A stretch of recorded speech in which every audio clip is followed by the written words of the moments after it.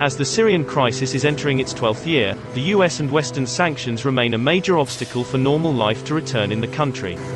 The economic sanctions, in particular, have crippled most factories in the war-torn country. Aleppo's industrialists continue to struggle with the shortage of gasoline, electricity, spare parts for equipment, and the inability to export or import due to sanctions. Local citizen Salah Mzaik says, his textile factory in the Al-Kataiji zone is suffering.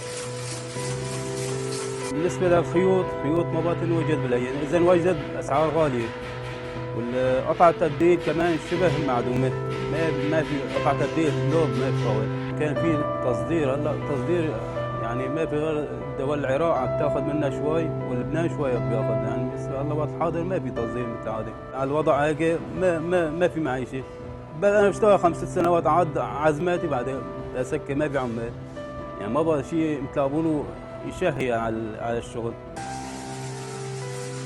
Abdul Munam Hashimi, the owner of another textile factory, said their output has been halved. ايام زمان رغم انه صيفي كنا نشتغل صيف شتاء، هلا يعني بالموسم يلا نشتغل نص انتاجنا، لانه في كثير عقوبات وصار الشيء غالي ومستهلكنا صارت ايده قصيره وضعيفه.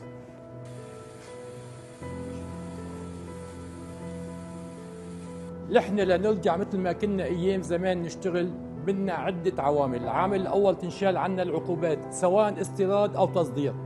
الشيء الثاني تتوفر عنا الكهرباء 24 على 24، يتوفر المازوت في حين صار اعطال، لانه احيانا الشبكه بصير فيها اعطال، بدنا مازوت كمان.